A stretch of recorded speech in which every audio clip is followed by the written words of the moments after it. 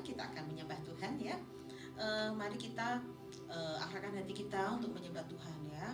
Pada saat pagi hari seperti ini, alangkah baiknya ya. Mungkin di antara kalian ya, yang leaders mungkin ada yang ini ya, hari ini aku mau merencanakan mau pergi ke sini gitu ya, atau mau kemana, atau mau ngapain gitu ya. Tapi sebelum melakukan semuanya itu, ayo kita datang kepada Tuhan ya. Kita menyembah Tuhan, kita berdoa, kita dengarkan firman Tuhan apa yang Tuhan mau ya. Oke, yuk kita arahkan hati kita untuk kita datang kepada Tuhan.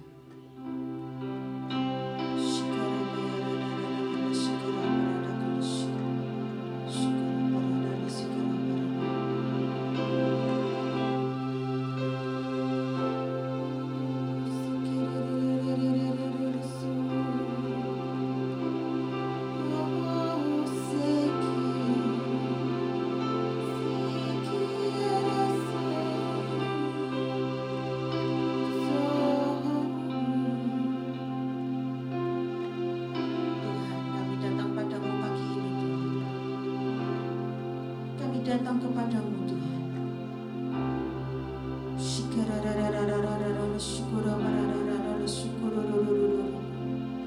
We worship you Lord.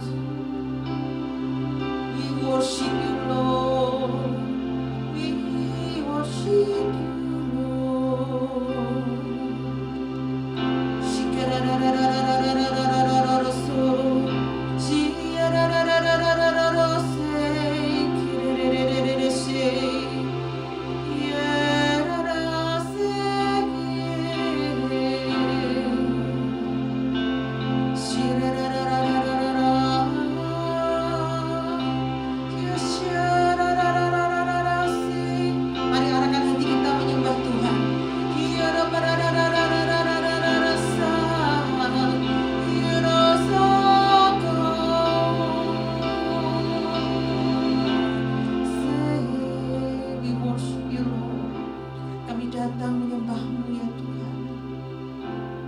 Persilakan Engkau untuk berdaulat dan memimpin kami Tuhan. Kami persilakan Engkau yang beracara dalam hidup setiap kami. Kami persilakan Engkau Tuhan. Kami persilakan Engkau Tuhan. We worship you Lord. Thank you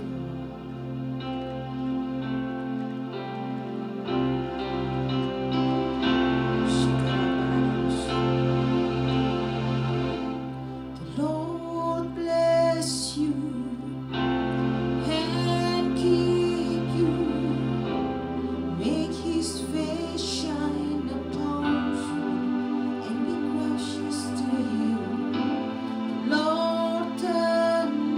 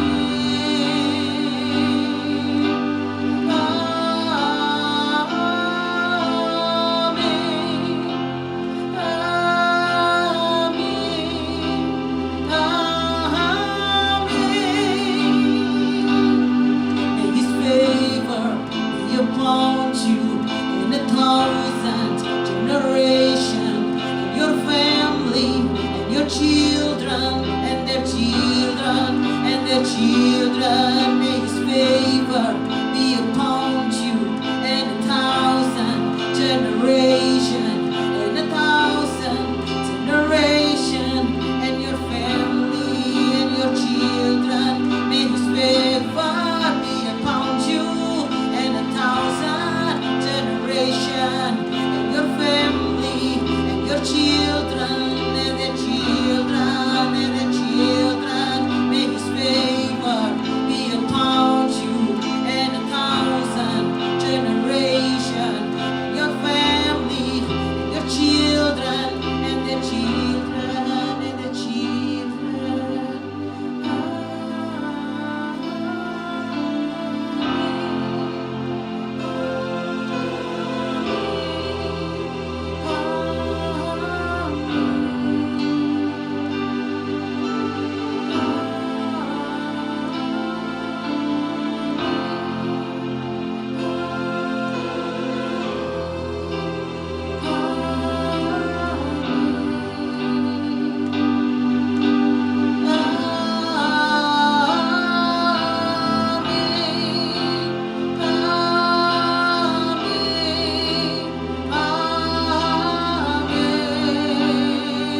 Katakan dengan iman.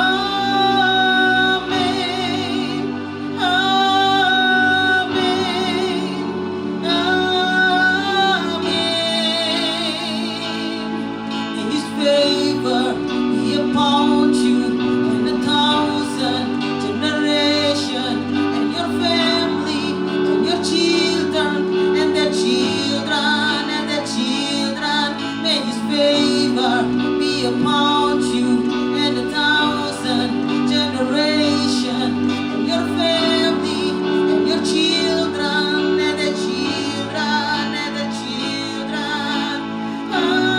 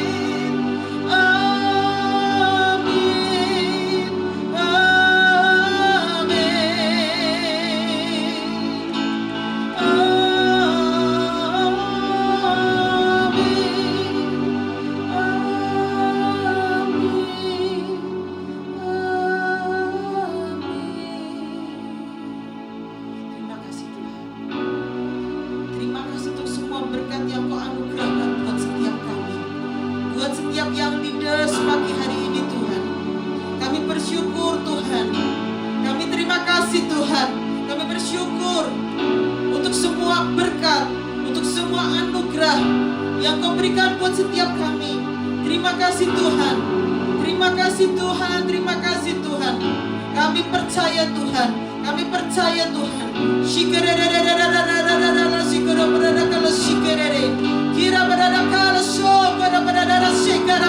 Kami berdoa untuk setiap yang leaders, setiap yang leader, setiap keluarga dari anak-anakmu ini, setiap kami yang ada di Eagle School, di dalam nama Tuhan Yesus, biar berkat-Mu, anugerah-Mu yang sempurna Kau curahkan dalam hidup setiap kami. Di dalam nama Tuhan Yesus, ada penyertaan Tuhan, ada efes damim,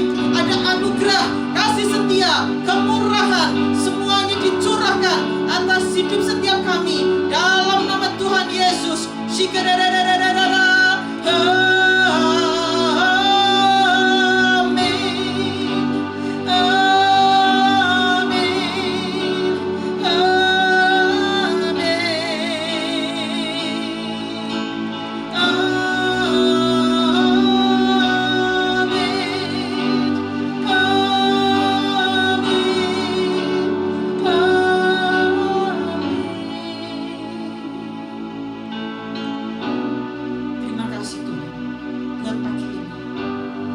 Bersyukur Tuhan karena Engkau setia, karena Engkau Tuhan kami yang besar, karena anugerah-Mu dan setia-Mu Tuhan.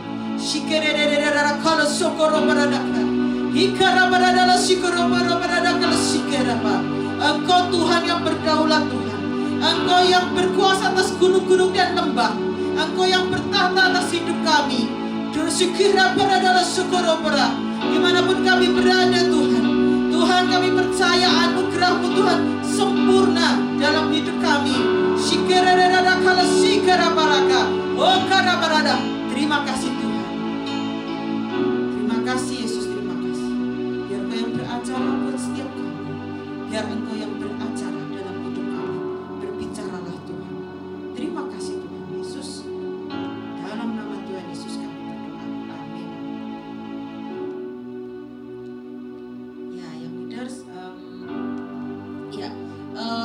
Pagi ini saya mau bagikan ya tentang Tuhan yang bertahta ya, Tuhan yang berdaulat atas gunung dan lembah ya. Seringkali dalam hidup kita ya, kita itu merasa bahwa Tuhan bersama dengan kita kalau kita lagi baik gitu ya. Tapi ketika kita sedang dalam keadaan yang tidak nyaman, kita dalam keadaan sedih, seringkali kita justru bertanya sama Tuhan, sebenarnya Tuhan itu bersama dengan kita nggak sih gitu ya. Jangan-jangan Tuhan lagi ninggalin aku nih gitu ya. Jangan-jangan ketika aku melewati lembah-lembah bakal seperti ini, aku sendirian gitu ya. Mungkin buat kalian begini ya, buat yang leaders ya, terutama anak-anak muda gitu ya. Sedihnya itu apa? Sedihnya itu mungkin berbeda ya dengan orang tua ya. Dengan orang tua itu, kalau orang tua itu sedihnya itu biasanya mikir apa sih? Mikir tentang keuangan ya seperti itu, kebutuhan seperti itu ya. Tetapi kalau kita anak-anak muda biasanya begitu, loh kok saya kok muda ya, kok saya merasa muda gitu ya. Seusia kalian lah ya, kalian kan usia berapa sih? 12, 13, 15, 16, 17 ya kan, seperti itu. Itu mungkin yang membuat kalian mikir, sedih dan sebagainya itu sebenarnya ya soal cowok yang cewek ya. Yang cewek tentang cowok, yang cowok tentang cewek ya. Kalau cowok sama cowok nggak boleh nggak boleh ya, nggak boleh ya.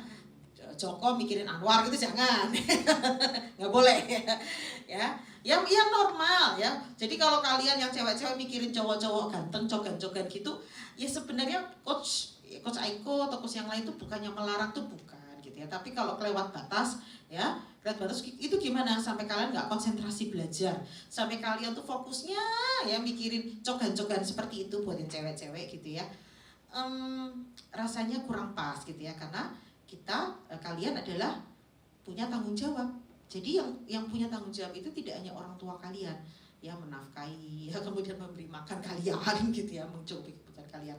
Bukan hanya seperti itu, tapi juga kalian sendiri ya yang leaders itu juga punya tanggung jawab. Ya, sebentar ini ya jatuh ya. Jadi ya sebentar ini ya. Jadi buat kalian ya yang ada di rumah ya, yang pada hari ini mendengarkan firman pada hari ini, Coach Eko mau sampaikan hari ini temanya adalah Tuhan di gunung, adalah juga Tuhan di lembah ya. Dan di firman Tuhan itu ya ditulis ya, menurut kamus Alkitab kata lembah ya. Jadi kata lembah, kalau gunung kan yang contoh di Eagle School ya, itu kelasnya kan diberi nama gunung-gunung tuh. Ada Gunung Sion, Gunung Karmel ya. Gunung apa lagi? Gunung Tabor, ya, Gunung Hermon yang kelas 10, ya kan? Diberi nama gunung-gunung. Orang kadang malas memberi nama lembah gitu ya. Tapi asal kalian tahu bahwa di lembah pun Tuhan juga bersama dengan kita. Ya, disebutkan di dalam ini ya, di dalam Alkitab ya, itu lembah itu disebutkan sebanyak 4.290 kali. Ya, jadi 4.290 kali, lumayan banyak. Jadi rupanya Tuhan itu apa ya? Dia seperti mau berkata pada kita begini loh. Nah, di Alkitab saja kata lembah itu ada disebutkan 4.290 kali. Nah, Tuhan kayak mau bilang begini sama kita. Nah, sebenarnya aku cuma mau bilang di lembah pun aku ada loh. Kadang kita mikir begini, Tuhan cuma suka ada di gunung-gunung. Siapa bilang? Dia tuh beliau, Tuhan itu omnipresent. Ada di mana? Di gunung ada. Ya, kita akan lihat ya. Nah, sekarang begini, nanti ada ayat-ayatnya ya. Lembah itu apa? Mungkin kalian agak bingung. Coach, lembah itu apa? Ya. Lembah itu adalah sebuah lokasi yang berada di antara dua buah gunung. Ya, dan bisa saja lokasi itu berupa celah ya, lebarnya itu sekitar 6 meter. Ya. Kalau di terjemahan dalam bahasa Indonesia, kebetulan saya guru bahasa Indonesia, saudara, ya, sering disebut tanah rata atau daratan, ya. Nah, seringkali itu ya. Jadi kita ini berpikir begini, kalau gunung kita ada di keadaan yang baik, ada di puncak yang tertinggi, ya, di puncak tertinggi, ada lagunya begitu ya. Tapi di lembah orang berpikir begini, lembah itu lembah bakau, sudah pokoknya nggak enak begitu ya. Jadi asumsi atau pemikiran kita itu akan seperti itu gitu ya. Nah, kita santai aja ya yang itu, jadi jangan tegang-tegang ya. Kalau Coach Eko membawakan devotion itu, kalian jangan tegang dengerinnya ya. Coach Eko mau kita santai, kalian sambil dengerin bukan khotbah sih, renungan pagi ini bersama dengan Coach Eko, kalian santai boleh ya.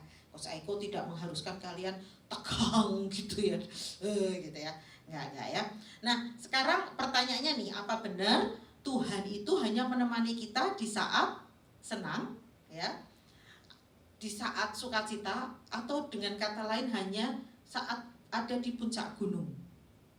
Ada tuh saya kalau apa ya, sedang, kalau orang Semarang bilang guyonan atau berkelakar ya dengan teman-teman, itu seringkali kan begini, kamu tuh rendah hati, iya, kamu tuh merendahkan hati di puncak gunung, berarti itu sedang sombong gitu kan. Enggak kok, dia rendah hati, rendah hati di atas Gunung Ungaran ya, seperti itu ya. Nah, jadi orang tuh menganggap gunung itu adalah sesuatu yang wow gitu ya. Tapi kalau sedang ada di lembah, orang mungkin berkata begini, terus saya harus bilang wow gitu ya, karena orang asumsi udah kamu di lembah, kamu sedang ngalamin gak enak gitu ya. Nah, yuk kita akan belajar ya di sini di 1 Raja-Raja 20 ayat 23 sampai 34 ya. Nah, kalau kalian baca ya di 1 Raja-Raja 20 ayat 23 sampai 24 itu 34 maaf, itu dilatar belakangi oleh kemenangan ya, kemenangan bangsa Israel ya atas musuh-musuhnya ya.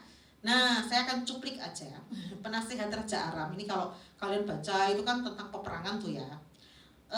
Dia berkata begini ya, penasihat Raja Aram, dia ngomong begini, Allah mereka ialah Allah gunung, itulah sebabnya mereka lebih kuat daripada kita gitu ya. Tetapi apabila kita berperang melawan mereka di tanah rata, pastilah kita lebih kuat daripada mereka. Wah, mulai sombong. Mereka tuh mikirnya gini, ini nih ya, Allahnya Israel itu terkenalnya tuh Allah gunung. Jadi kalau kita perangnya di lembah, mereka gak bakal menang. Sebenarnya musuh-musuhnya Israel tuh ya tahu loh, yang membuat Israel menang itu siapa? Tuhan Allah, ya kan? Nah, tapi ajaibnya bangsa Israel itu seringkali berontak sama Tuhan, mengeluh sama Tuhan. Nah, padahal bangsa-bangsa di luar Israel ya, orang bahkan ini orang Aram loh, penasihat Raja Aram aja tahu bahwa yang menyertai Israel itu Tuhan. Tapi mereka taunya ya di puncak gunung. Allah ya dikatakan Allah mereka ialah Allah gunung. Ya karena kalau kalian lihat gunung, siapa di sini yang sudah pernah naik gunung? Ayo. Sudah coach, aku ke Gunung Ungaran. Apa? Makan tahu goreng sama susu kedelai. Kok jadi lapar ya? Ya. Ya. Itu bukan gunung. Itu hanya pegunungan. Nah, jadi kalau kalian tahu itu ya, bukan gunung. Ada awalan dan akhiran an. Pegunungan.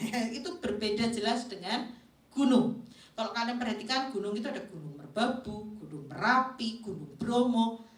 Mungkin ada yang sudah pernah ke sana ya. Itu gunungnya besar. Dan kalau kalian perhatikan ya di Israel itu gunungnya, bahkan gunungnya ada gunung batu ya, gunung gede-gede gitu yang kayak orang bilang itu cadas gitu ya. Itu kering, nggak ada tanaman ya kan. Kalau di Timur Tengah itu memang ya puji Tuhan saya dianugerahi Tuhan pernah diajak ke sana gitu ya. Diajak artinya dalam anugerah Tuhan ada diajak gitu ya. Diajak dengan mengajak beda ya, saya diajak gitu ya. Kalau orang Semarang bilang ya dicangking, tahu dicangking ya, nih kalau mami-mami bak belanjaan, nah itu twing gitu ya. Nah seperti itulah ya, dalam anugerah Tuhan saya dibawa ke sana ya. Ketika dibawa ke sana ya sama Tuhan dan rombongan tour ya tentunya, saya tuh melihat wow. Nah kalau ini jangan komennya begini terus aku harus bilang wow gitu nggak boleh ya, karena memang wow banget gitu ya. Kalau mungkin ekspresinya coach Eko itu wow impressive gitu ya. Jadi saya takjub ya, terutama saat itu Gunung Sinai ya. Nah itu Gunung Sinai itu orang bilang itu gunungnya Musa ada yang bilang begitu ya. Saya kesana di Gunung Sinai itu saya takjub dengan gunung-gunungnya ya. Wah takjub sekali, kenapa? Besar, luar biasa. Jadi kalau melihat gunung itu seperti apa ya? Melihat gunung itu seperti melihat sesuatu yang besar, sesuatu yang dahsyat, sesuatu yang wow gitu ya. Nah itu sebabnya karena bangsa-bangsa di luar Israel itu mulai waduh, Israel ini kalau perang menang demi ya kemenangan demi kemenangan gitu kan. Wah ini orang Israel ini Allahnya ini Allah gunung ini luar biasa. Wah karena mungkin ya mereka melihat berpikir begini, wah ini kan Israel tuh kalau perang di gunung-gunung tuh pasti menang ini. Mari kita coba ya perangnya tuh di lembah saja. Tadi ada lembah tuh apa? Lembah itu di antara dua gunung, jadi kayak ada bukan celah sempit, kadang-kadang tuh lebarnya 6 meter, kadang lebih lebar lagi gitu ya. Nah tapi itu semacam kayak dataran gitu loh ya. Nah itu lembah di bawah seperti itu. Nah sebaliknya ya kayak ayo kita lihat ya di 1 Raja-Raja ya. Jadi itu tadi Raja Aram ya dengan penasehatnya, mereka lagi ngerumpiin mereka lagi, ini Coach Eko berkata dalam bahasa tutur ya. Mungkin kalian berkata begini, ini Coach Eko guru bahasa Indonesia kok nggak menggunakan ejaan yang disempurnakan. Kalau saya pakai IED yang disempurnakan menurut KBBI kalian semua akan tertidur ya. Jadi saya menggunakan bahasa tutur Oke. Ya, buat yang belum tahu ya, mungkin ada yang bertanya-tanya bahasa tutur itu apa? Saya kadang mengeluarkan detail, ini kenapa menjadi bahasa Indonesia ya? Ya itu seperti ini, jadi bahasa sehari-hari yang biasa digunakan ya. Oke, kembali kepada Devo ya. Ya kita lihat di 1 Raja-Raja 20 ayat 28. Nah ini dari pihak siapa? Pihak Israel ya.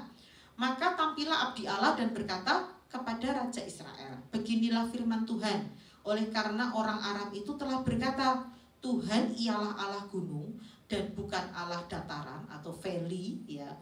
Valley ya, valley ya.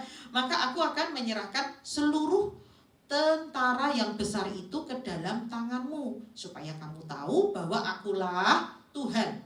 Di sini Tuhan mau mengatakan bahwa Tuhan juga menyertai bangsa Israel di lembah. Jadi Tuhan tuh ngerti. Tuhan berkata begini, tuh loh, karena orang Aram itu sudah berkata, ya kan lihat di ayatnya ya, Itu loh, mereka tuh ngomong tuh, Tuhan itu Allah gunung dan bukan Allah dataran.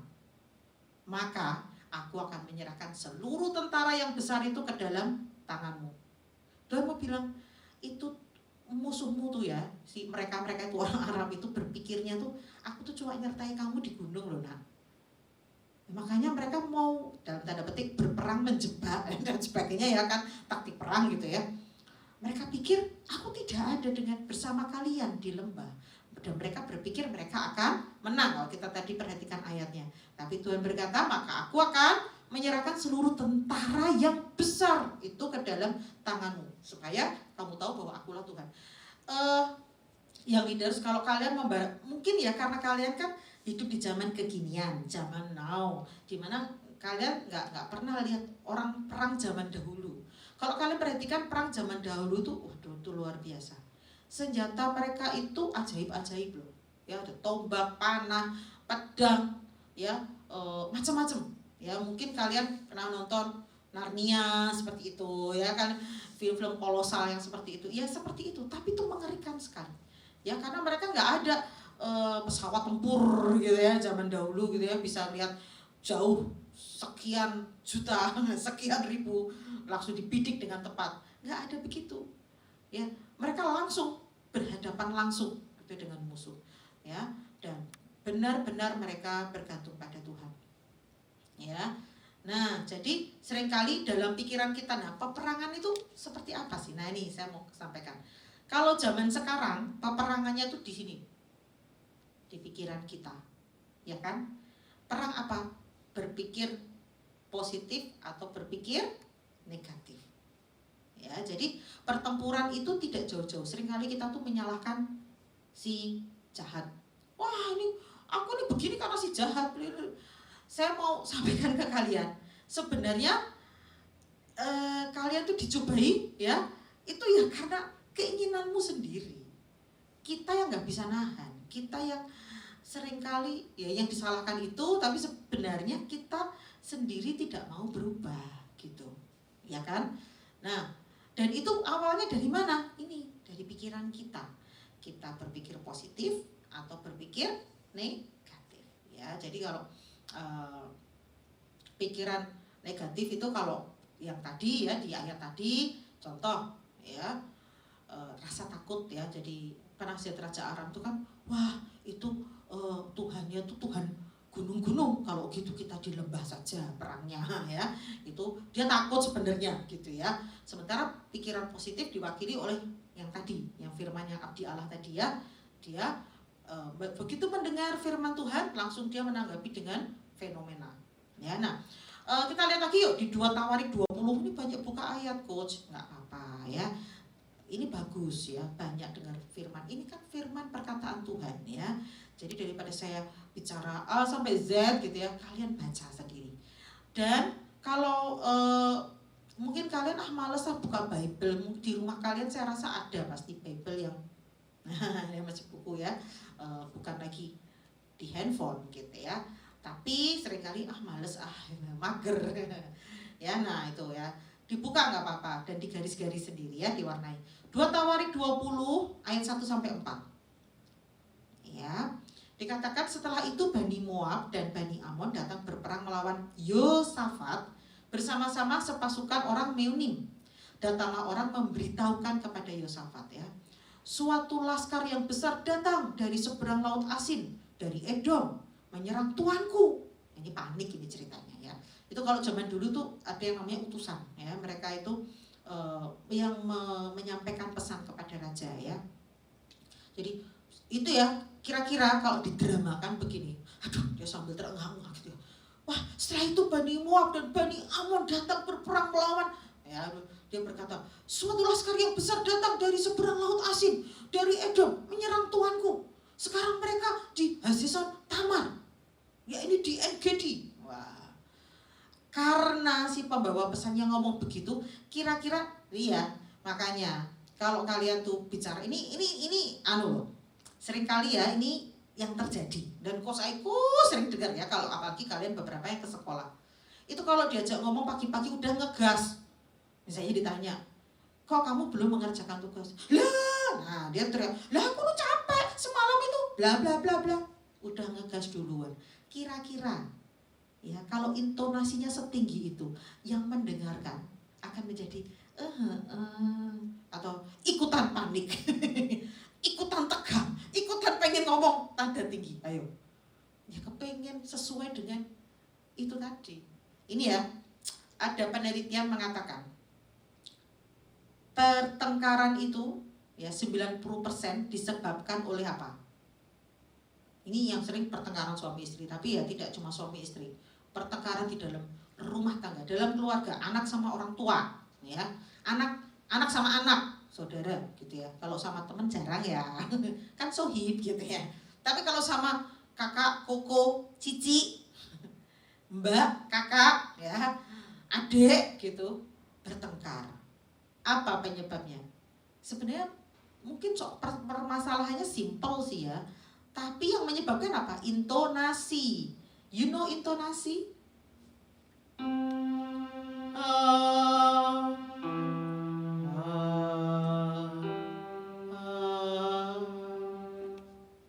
Ada yang tinggi, ada yang rendah, ada yang sedang.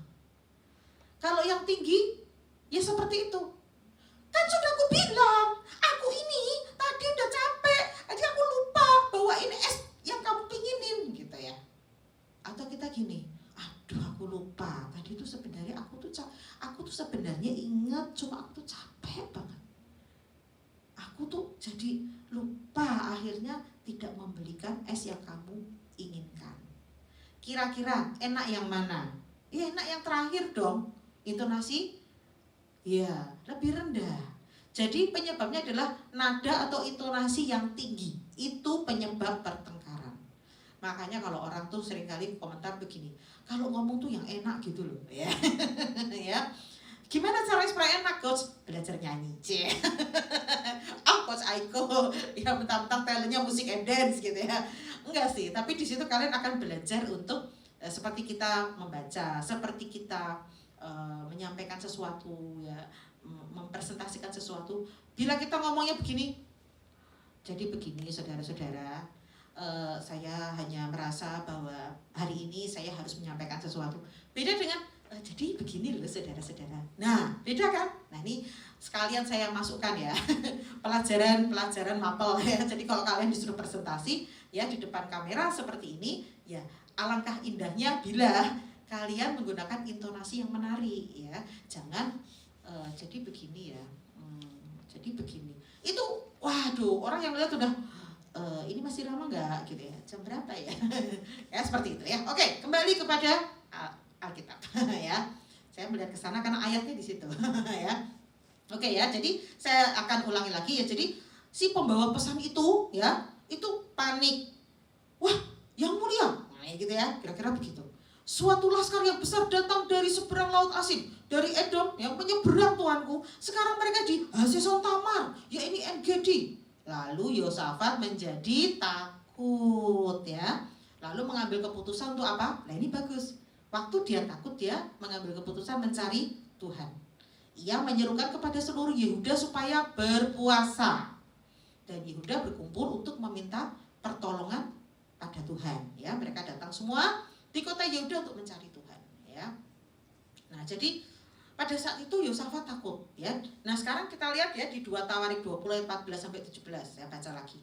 Lalu Yahasiel bin Zakaria bin Benaya bin Matanya, seorang Lewi dari Bani Asaf, dihinggapi roh Tuhan di tengah-tengah jemaah dan berseru, camkanlah hai seluruh Yehuda dan penduduk Yerusalem dan tuanku Raja Yosafat, beginilah firman Tuhan kepadamu, janganlah kamu takut dan terkejut karena laskar yang besar ini, sebab bukan kamu yang akan berperang, melainkan Allah. Ya. Besok haruslah kamu turun menyerang mereka. Mereka akan mendaki pendakian Ziz, dan kamu akan mendapati mereka di ujung apa? Lembah, di muka padang gurun Yeruel. Dalam peperangan ini tidak usah kamu bertempur.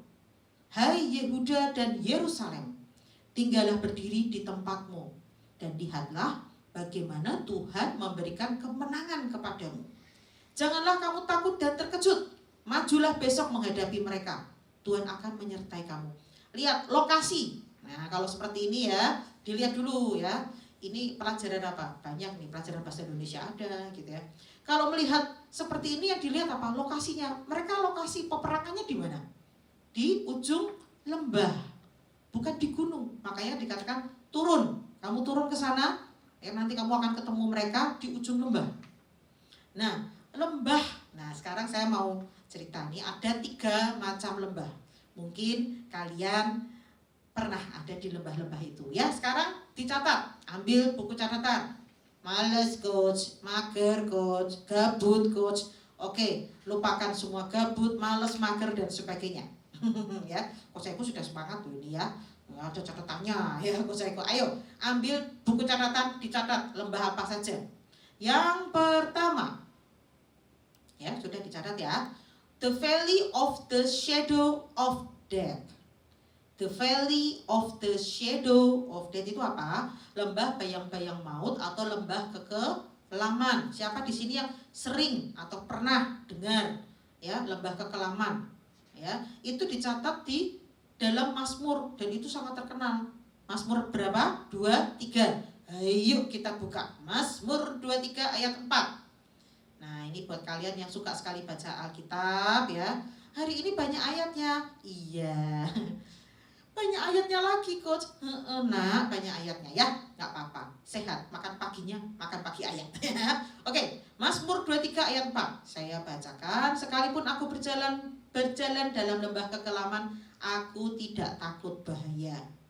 Sebab engkau besertaku, gadamu dan tongkatmu itulah yang menghibur aku. Ya, jadi lembah itu yang pertama adalah lembah kekelaman. Ya. Nah, lembah kekelaman ini yang dikatakan the Valley of the Shadow of Death ini, lembahnya seperti apa, coach? Lembahnya itu sangat sempit. Ya. Kalau kalian ingat Daud ya, Daud itu mengembalakan dombanya itu untuk mencari padang rumput yang lebih jauh, ya. Ini kan di Mazmur nih. Mazmur Daud. Ya, jadi siapa nih? Ceritanya siapa? Ceritanya Daud. Makanya Daud itu nulis lagu. Dia kan penulis lagu. Dia penulis lagu, dia penulis puisi, penulis novel coach, cerpen nggak coach? Nah itu yang ditulis di Mazmur tuh tulisnya Daud ya. Nah jadi dia tuh kalau mengembalakan kambing dombanya, dia mengembalakan dombanya, ya dia mengembalakan dombanya itu dia mengembalakannya itu di lembah dan lembahnya itu sangat sempit ya, sekitar lebarnya itu 4-6 meter, ya dan itu padang rumput yang lebih hijau, ya itu lebih hijau, lebih segar. Itu dia harus melalui celah sempit, lebarnya sekitar 4-6 meter, ya. Nah, dikatakan lembah kekelaman karena tidak mendapat sinar matahari langsung, ya, karena matahari tertutup oleh gunung di kiri kanannya. Dikatakan lembah bayang-bayang maut karena pemangsa domba sering mengintai. Kalau kalian pernah melihat apa ya?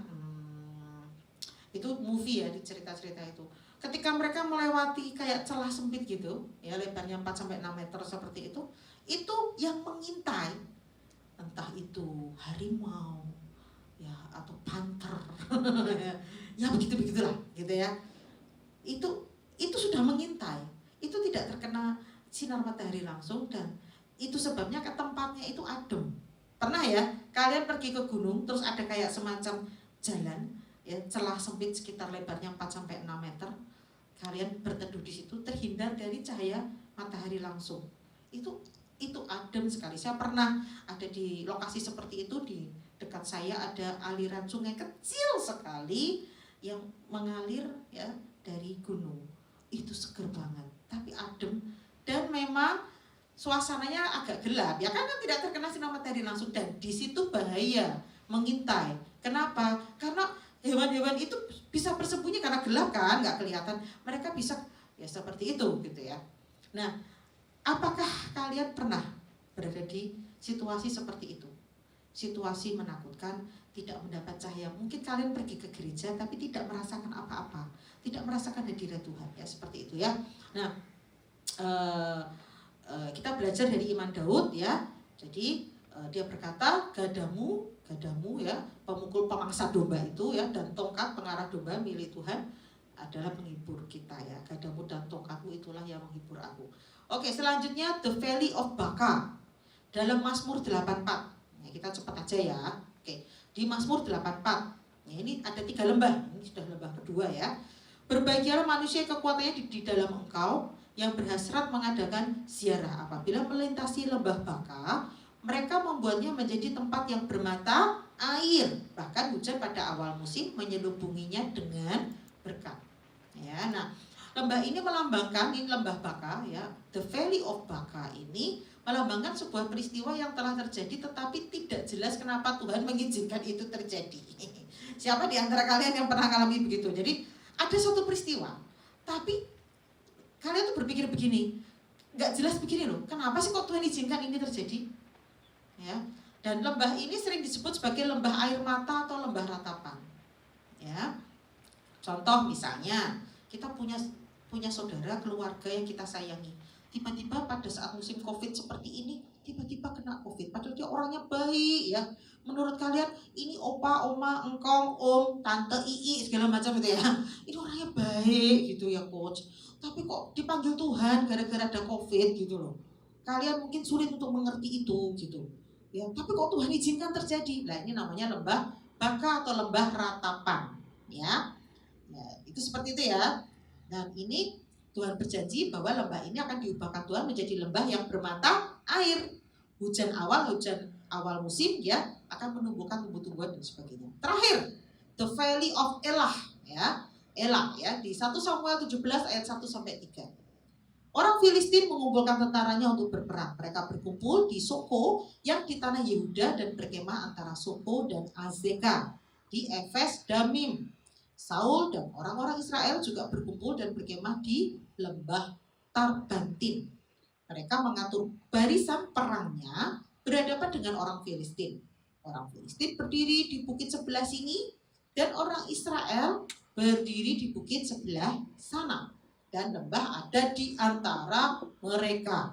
Nah, lembah the Valley of Elah ini adalah tanah yang datar dan lebar ya, yang berada di antara 2 buah bukit atau gunung. Lembah ini melambangkan apa? The Valley of Elah ini melambangkan keraguan, kecemasan, dan bahkan apa? Ketakutan yang dialami bangsa Israel yang sedang ketemu sama Om Goliat dari Gad ya. Jadi itu lembah kecemasan, lembah ketakutan ya, lembah keraguan-raguan ya. Seperti itu namanya the Valley of Elah. Itu datarannya tuh luas. Nah, seperti itu ya. Nah, di 1 Samuel 17 ayat 11 itu mencatat ketika Saul dan segenap orang Israel mendengar perkataan orang Filistin itu, maka cemaslah hati mereka dan sangat ketakutan. Ya. Nah, contoh ini COVID ini ya. Banyak orang ketakutan. Nanti kalau mati gimana nih coach? Iya, saya kasih tahu. Pada saat kita menghadapi seperti itu, tidak ada orang yang memang, wah aku kuat ya memang. Tapi Tuhan berjanji apa? Tuhan berjanji ada jalan keluar, Tuhan berjanji bersama dengan kita dan sebagainya. Ingat, berpikir positif seperti abdi Allah tadi. Dia datang pada Tuhan. Yosafat datang pada Tuhan. Ya. Nah, dikatakan, tetapi Daud berkata kepada orang Filistin itu, engkau mendatangi aku dengan pedang dan tombak dan lembing. Dia ngomong sama orang-orang Filistin. Ya. Tetapi aku mendatangi engkau dengan nama Tuhan semesta alam, Allah segala barisan Israel yang kau tantang itu. Nah, jadi dia menghadapi musuhnya dengan gagah berani. Ya. Lalu di 2 Tawarik 20 ayat 14 sampai 17, lalu bangkitlah iman mereka. Ini cerita tentang, balik lagi ya, Yosafat. Keesokan harinya pagi-pagi, ini ya di ayatnya dikatakan 2 Tawarik 20. Pagi-pagi mereka maju menuju padang gurun Tekoa. Tadi kan ceritanya Yosafat takut, ya, lalu mencari Tuhan. Sekarang lihat ya, ketika mereka hendak berangkat, berdirilah Yosafat dan berkata, dengar, hai Yehuda dan penduduk Yerusalem, percayalah kepada Tuhan Allahmu dan kamu akan tetap teguh. Percayalah kepada nabi-nabinya dan kamu akan berhasil. Hasilnya dari yang sikap Yosafat seperti itu, dia tidak ketakutan. Walaupun tadinya takut. Takut, dia masih manusia guys ya. Yang leader ya, dia masih manusia. Tapi tadi dikatakan dan Yosafat memutuskan untuk datang pada Tuhan ya. Nah, hasil dari hai, kan itu ya, dengar hai Yerusalem, jangan takut, percayalah pada Tuhan. Hasilnya adalah pada hari keempat mereka berkumpul di lembah pujian. Di sanalah mereka memuji Tuhan. Dan itulah sebabnya orang menamakan tempat itu lembah pujian hingga sekarang. Nah, jadi ya dikatakan ya lembah pujian itu di mana? Ya ada di dalam hidup kita. Ketika kita menghadapi tantangan seperti itu, kita sedang ada di lembah, tapi kita bersama dengan Tuhan. Ya, nah, jadi segala sesuatu yang ada di dunia ini, ya, itu semua ada dalam kendali Tuhan. Percayalah itu, ya, ada dalam kendali Tuhan. Kita percaya. Tadi kan Yosafat bilang apa? Percayalah pada Tuhan. Percaya meskipun di lembah tidak apa-apa. Percayalah. Dikatakan bukan gunung pujian loh, tapi lembah pujian. Kata lembah coba kalian garis bawahi. Yang orang bilang itu penderitaan. Tapi setelah kata lembah ada pujian. Justru di dalam lembah itu kamu ketemu Tuhan. Di dalam lembah itu kamu menemukan suatu tempat di mana kamu memuji Tuhan. Di lembah itu ada keintiman dengan Tuhan. Di lembah itu kamu belajar kenal sama Tuhan. Ya. Nah, ya ini saya tutup dengan firman Mazmur 56. Mazmur 56 ayat 3. Waktu aku takut, aku ini percaya kepadamu. Ya. Jadi saya tutup juga di Filipi 1 ayat 6. Akan hal ini aku yakin sepenuhnya, yaitu Ia yang memulai pekerjaan yang baik di antara kamu akan meneruskannya sampai pada akhirnya pada hari Kristus Yesus. Ya, amin. Ya. Oke, itu tadi ya. Kita sudah belajar sama-sama. Dan mungkin ada di antara kalian yang berkata, ya, Coach, aku ada di dalam lembah pujian. Aku sedang mengalami sesuatu. Aku ada saat ini, mungkin ada di antara kalian yang ada di lembah Bakar, di lembah Ena. Saya mau berkata, Tuhan bersama dengan kalian. Ya, tadi sudah disampaikan seperti Yosafat. Dia datang pada Tuhan. Dia memutuskan untuk mencari Tuhan. Ketika musuh seperti itu, ya, ketika dia menghadapi musuh yang seperti itu, dia memutuskan untuk datang pada Tuhan. Justru di lembah itulah ada perjumpaan pribadi dengan Tuhan. Ada puji-pujian yang dinaikkan, ada doa-doa yang dinaikkan. Semua itu terjadi di mana? Di lembah. Jadi jangan takut. Ketika kau ada di lembah saat ini, jangan takut. Ya, apapun yang kau alami hari-hari ini, jangan takut. Ya mungkin kau berkata, Coach, orang tuaku kehilangan pekerjaan. Coach, aku tidak tahu harus bagaimana untuk masa depanku, untuk keluargaku. Saya katakan, jangan takut. Ada Tuhan bersama dengan kalian. Ada pertolongan Tuhan dalam hidup kalian. Ketika kalian ada di lembah seperti ini, Tuhan ada bersama kalian. Ingat, Tuhan itu Tuhan Allah yang Dia juga berkuasa atas gunung-gunung dan Dia juga berkuasa atas lembah. Ya, saya mau berdoa buat kalian.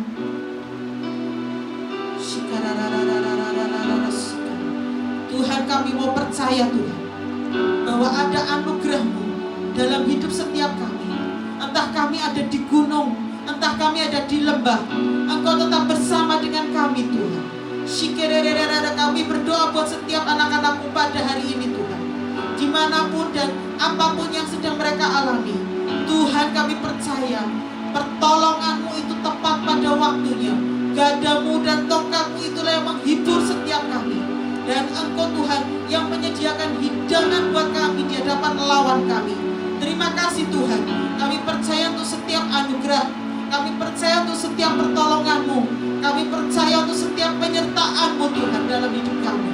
Terima kasih Tuhan, terima kasih. Kami bersyukur Engkau yang hari-hari ini sedang ada di dalam lembah. Letakkan tangan-Mu di dada kalian dan katakan, Tuhan, aku membutuhkan Engkau. Tuhan, aku membutuhkan pertolongan-Mu. Tuhan, aku merindukan Engkau. Tuhan, aku membutuhkan Engkau. Katakan dengan segenap hatimu. Shikarada sikara barada sikara barada kala sikara. Kira barada kala sikara sikara barada sike. Kira barada kala sikara kokaraba. Tuhan hambamu berdoa Tuhan buat setiap anak-anakmu pagi ini Tuhan. Di dalam nama Tuhan Yesus ada penyertaan Tuhan, ada cinta Tuhan, ada kasih sayang Tuhan. Di dalam nama Tuhan Yesus ada pertolongan Tuhan, ada keajaiban dari Tuhan. Turun atas hidup anak-anak ini. Di dalam nama Tuhan Yesus turun atas hidup setiap kami. Ada anugerah, ada anugerah, ada anugerah di dalam nama Tuhan Yesus. Terima kasih Tuhan, terima kasih. Kami tidak perlu takut Tuhan, sebab gadamu dan tongkatmu itulah yang menghibur kami. Saya tiba-tiba diingatkan ya yang leaders, gembala, kalian tahu tongkat gembala ya? Itu tongkat buat apa? Itu tongkat buat memukul musuh-musuh yang mencoba menyerang gembala-gembala, menyerang domba-domba. Dan kalian tahu kalau tongkat itu ada di tangan Yesus. Kalian bersama dengan Yesus. Ya. Dikatakan ya, kalau kalian masih ingat tadi Coach Aiko cerita apa? Daud menggembalakan domba-dombanya di mana? Di lembah. Di tempat di mana di situ segar, subur. Tapi Daud dia membawa tongkat gembala. Ketika ada hewan yang berusaha menyakiti domba-domba itu, apa yang dilakukan oleh sang gembala? Dia akan kejar musuhnya itu. Dia akan kejar dan dia akan selamatkan domba-domba itu. Kenapa? Karena dia sayang dengan domba-domba. Kita sebagai domba-domba jangan takut. Kalian jangan takut. Apapun yang terjadi dan yang kalian hadapi hari ini, jangan takut. Bila ada yang takut di antara kalian, ngomong sama Tuhan. Katakan, Tuhan, aku membutuhkanmu Tuhan. Aku tidak mau takut lagi, sebab aku percaya Tuhan. Engkau menyertai aku, Engkau menyertai keluargaku, Engkau menyertai kami Tuhan. Terima kasih Tuhan. Terima kasih Tuhan. Terima kasih Tuhan. Engkau biar aku yang berbicara buat setiap kami. Kami bersyukur untuk semuanya. Terima kasih Yesus. Ini anak-anakku Tuhan. Ini anak-anak. Terima kasih Yesus. Segala puji, segala hormat, segala kemuliaan hanya bagi Engkau, Yesus Kristus Tuhan kami. Dalam nama